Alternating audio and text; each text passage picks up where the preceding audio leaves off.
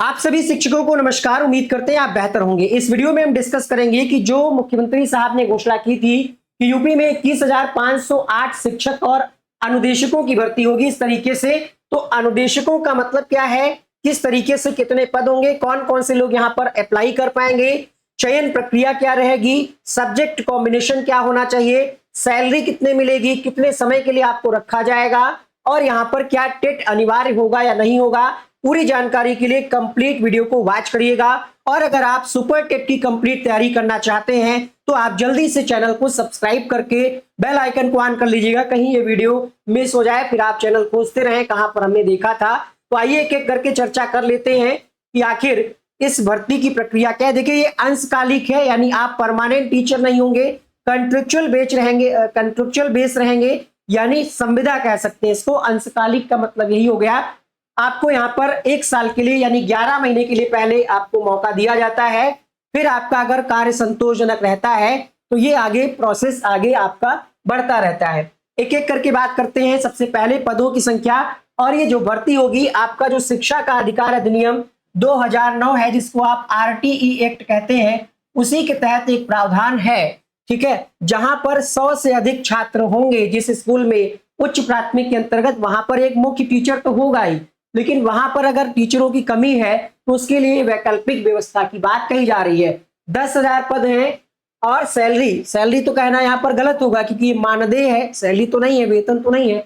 मानदेय की बात करें तो 17,000 रुपए प्रति माह आपको मिलेगा। 11 महीने के लिए आपका कॉन्ट्रैक्ट होगा। इसके अलावा ये यहाँ पर प्लस पॉइंट है, यहाँ पर आपको और आपके परिवार को, जितने भी लोग इसमें आप पे आश्रित होंगे, उनको कैशलेस चिकित्सा का लाभ मिलेगा, परिवार के सदस्यों को भी। यानी अगर कोई बीमारी आ जाती है, मामला फंसता है, मतलब गंभीर बीमारी, बुखार सर दर्द वगैरह नहीं, और अगर आप हॉस्पिटलाइज्ड होते हैं तो वहां पर सरकार जो है आपका जो भी बिल आएगा वो पे करेगी, ठीक है। ये कैसी भर्ती है, अंशकालीन है, अंशकालिक है और ये रिन्यूएबल होती रहेगी। आयु सीमा की बात करें तो 21 से 40 वर्ष होनी चाहिए, लेकिन अभी तक क्या होता था, आयु जो है जुलाई से काउंट होती थी, लेकिन अभी यूपी गवर्नमेंट ने थोड़ा सा बदलाव कर दिया है। अब जो है आयु की गणना कब से की जाएगी, तो ध्यान दीजिएगा 1 जनवरी से आयु की गणना की जाएगी। एससी एसटी ओबीसी को जो छूट मिलती है 5 वर्ष की वो मिलेगी, ठीक है। दिव्यांग के लिए यहाँ पर 15 वर्ष की छूट मिलती है।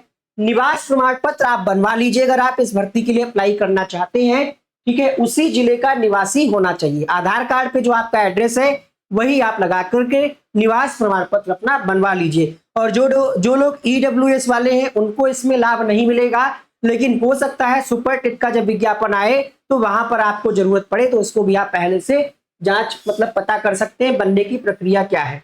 तो निवास प्रमाण पत्र आपके पास होना चाहिए। पदों की कुल संख्या 10,000 है, लेकिन इसमें सब्जेक्ट वाइज पद बट जाएंगे। जैसे कला शिक्षा के अंतर्गत 1/3 पद रहेंगे, शारीरिक शिक्षा और स्वास्थ्य के अंतर्गत 1/3 पद रहेंगे, कार्य शिक्षा के अंतर्गत 1/3 पद रहेंगे, ठीक है। वो जब डिटेल नोटिफिकेशन जारी किया जाएगा तो क्लियर हो जाएगा कि कितने कितने पदों पर किन सब्जेक्ट के लिए भर्ती, क्योंकि आप अनुदेशक प्राइमरी में आप पर नहीं पढ़ाएंगे, ये 1 से 8 की जो 1 से 8 वाले जो स्कूल होते हैं वहां पर सब्जेक्ट वाइज जो टीचर होते हैं उनके लिए भर्ती है। 1/3 के बाद यहाँ पर उसमें से 35% जो पोस्ट होंगी वो कंप्यूटर शिक्षा के लिए शिक्षकों की होंगी, और गृह शिल्प के लिए 35% और 15% जो है कृषि विज्ञान से संबंधित, और 15% उद्यान विज्ञान। 35-35-70 और 15-75, और इस तरीके से 100% ये रेशियो हमने आपको कार्य शिक्षा का विभाजन समझा दिया। यार इतना अच्छे से आपको बताया जा रहा है, वीडियो को लाइक कर दो ना और चैनल को सब्सक्राइब कर लो फटाफट से, ठीक है। बात करते हैं यहाँ पर क्वालिफिकेशन की, तो 12th और स्नातक। कला शिक्षा के अंतर्गत आप 12th तो किए ही होंगे और स्नातक किए होंगे। इसके अलावा इनमें से एक होना चाहिए ड्राइंग या पेंटिंग में अगर आपने बीए किया है तो बहुत अच्छा है, ठीक है। बीए के साथ साथ कला में अगर कोई विशेष डिप्लोमा है तब भी आप इसके लिए पात्र होंगे। शारीरिक शिक्षा वाले शिक्षकों के लिए कह सकते हैं यहाँ पर, तो स्नातक के साथ साथ व्यायाम शिक्षा, ठीक है, बीपीएड या योगा में अगर आपके पास डिग्री या डिप्लोमा है तो आप इसके लिए पात्र होंगे, स्क्रीनशॉट ले सकते हैं। कंप्यूटर शिक्षा की अगर हम बात करें तो इसके लिए बीएससी कंप्यूटर साइंस से हो, या फिर आपने बीसीए किया हो, या फिर डोएक या ए लेवल से आपने स्नातक किया हो, देख सकते हैं ये अर्हता है। अब हम बात करते हैं यहाँ पर अगले पॉइंट की, तो गृह शिल्प योग्यता के अंतर्गत इनमें से एक होना चाहिए, या तो होम साइंस हो आपके पास, या फिर डोमेस्टिक साइंस हो, या फिर होम इकोनॉमिक्स हो, या फिर होम आर्ट हो। ठीक है, स्नातक अनिवार्य है, इनमें से एक विषय में आपका स्नातक होना अनिवार्य है, तभी आप इसके लिए आवेदन कर पाएंगे। कृषि विज्ञान की अगर हम बात करें, कृषि और उद्यान विज्ञान की, तो कृषि विज्ञान वाले जो कैंडिडेट हैं उनके पास बीएससी एग्रीकल्चर से होना चाहिए, और उद्यान विज्ञान के अंतर्गत बीएससी एग्रीकल्चर के साथ साथ फल संरक्षण में विशेष डिप्लोमा आपके पास होना चाहिए। तो ये अर्हता है, इसको आप नोट डाउन कर सकते हैं। चयन कैसे होगा, कोई लिखित परीक्षा जहां तक अभी लगता है कि नहीं होगी, अब कोई अलग से नियम आ जाए तो अलग बात है। अभी तक की जो जानकारी, क्योंकि हर चीज को टफ बनाया जा रहा है, होमगार्ड की परीक्षा जो है लिखित अभी तक नहीं होती थी, तो होमगार्ड की परीक्षा ये लोग करा लिए और पेपर ऐसा दे दिए कि एसआई लेवल का हो, और जो एसआई की परीक्षा थी उसका पेपर थोड़ा सा इजी आ गया था। तो कुछ भी हो सकता है। फिलहाल अभी तक की जो जानकारी है, लिखित परीक्षा नहीं होनी है, 100% मेरिट के आधार पर आपका चयन होगा। 10th का मार्क्स का परसेंटेज निकाला जाएगा, 12th का, स्नातक का और डिग्री का, डिप्लोमा का, यानी डिग्री या डिप्लोमा जो भी आप अप्लाई करते समय फिल करेंगे उसका परसेंटेज, और यहां पर डिवाइड कर दिया जाएगा। फिर आपकी मेरिट बनेगी, जिलावार जहां तक मुझे लगता है मेरिट बनेगी, उसमें जो टॉप पे होगा पदों की संख्या के हिसाब से ऊपर से उतने लोगों को कर लिया जाएगा। चयन कौन करेगा, तो जो डायट के प्राचार्य होंगे आपके जिला के अंतर्गत वो, और एक पूरी कमेटी होगी जिसमें सदस्य सचिव बीएसए, जीआईसी के प्रधानाचार्य, डीएम नामित अधिकारी, जो मतलब डीएम के द्वारा नामित अधिकारी इसके सदस्य होंगे। डीएम के अंतर्गत डीएम की देखरेख में ये भर्ती होगी।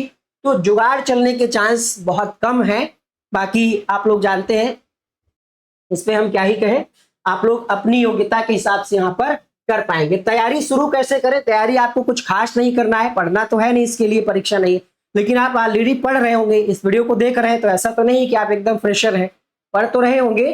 तो आप इसको साइड में, इसको मेन प्रायोरिटी ना दीजिए। मेन प्रायोरिटी अगर आपका बीएड है तो आप किसको देंगे, इसीलिए खाली जगह छोड़ रखी है। सब्जेक्ट कॉम्बिनेशन अपना देखिए, टीजीटी, पीजीटी की वैकेंसी आ रही है, और 6 to 8 की भी वैकेंसी का रास्ता बनेगा, क्योंकि जो आपकी एलटी ग्रेड की परीक्षा हुई है उसमें साफ साफ कह दिया गया है कि वो शिक्षक 9 और 10 के लिए होंगे। ठीक है, तो 6 to 8 की भी वैकेंसी आपको बहुत जल्द देखने को मिलेगी, और इधर टीआरई 4 भी आने वाला है, जब भी आ जाए।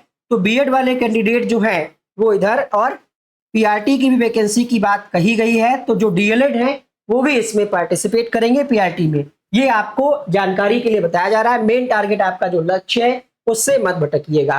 ठीक है, तो अपनी योग्यता चेक कर लीजिए, कौन सा डिप्लोमा डिग्री आपके पास है। अगर कोई डॉक्यूमेंट नहीं है, मान लिया आपका हाल ही में कंप्लीट हुआ है, उसके आपने मार्कशीट कॉलेज से, यूनिवर्सिटी से नहीं लाए, तो आप ला सकते हैं, क्योंकि डॉक्यूमेंट वेरिफिकेशन भी होगा।